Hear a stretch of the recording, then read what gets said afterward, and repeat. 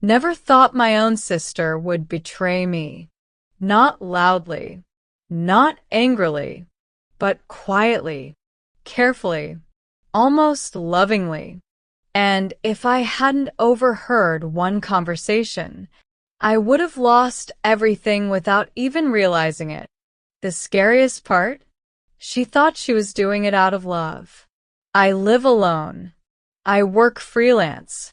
I also pick up extra shifts at a cafe just to stay afloat. I don't complain. I don't ask for help. But lately, I've been tired in a way that sleep can't fix. Then my mom called. Karen wants you to come over. Just for dinner. Karen, my older sister, almost 50, always poised, always in control. I had no idea that this dinner would change everything. Even that evening, I could feel something was off. She was too polite, too caring. You're doing too much, Karen said gently. You work so hard. You look exhausted. I smiled politely. She leaned closer. I thought maybe I could help. With your finances, your paperwork. Take some weight off your shoulders. Something tightened inside me. You mean to control my accounts? I asked quietly. She froze for a second. No, of course not. I just want to support you. But my body already knew something wasn't right. Sometimes, one short pause says more than words ever could. Earlier that evening, I had been walking down the hallway. I wasn't trying to listen, but the door was slightly open. I heard a man's voice. Tommy. 28 years old. Tall. Polished. The kind of man who knows how to charm women older than him, slowly, patiently, deliberately. You're overthinking it, he said calmly.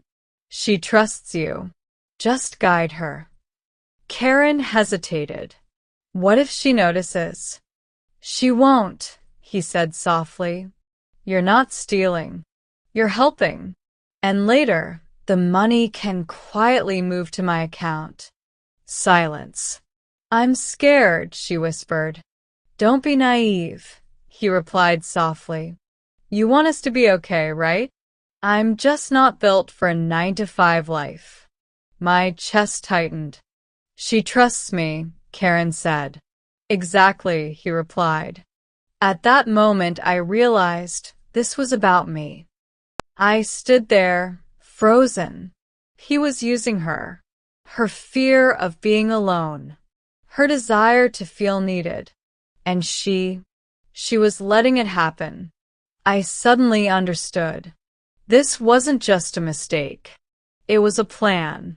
And the scariest part, she almost carried it out.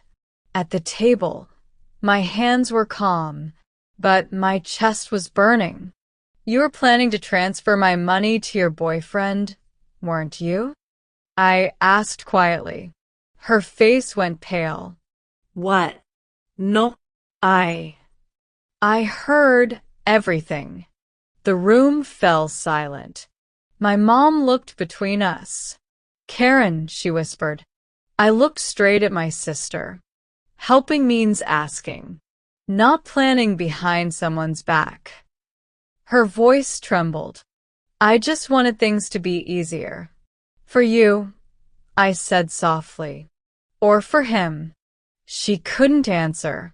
At that moment, I realized love without boundaries becomes dangerous. I stood up. I love you, but I won't let anyone use me. She cried, and I suddenly felt a sense of relief. Sometimes pain isn't punishment. It's clarity. I walked out of that house feeling lighter than I had in months.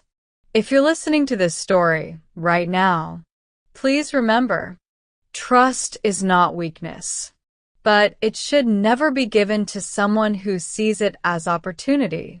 Have you ever realized that someone you trusted was quietly using you? And did you catch it in time?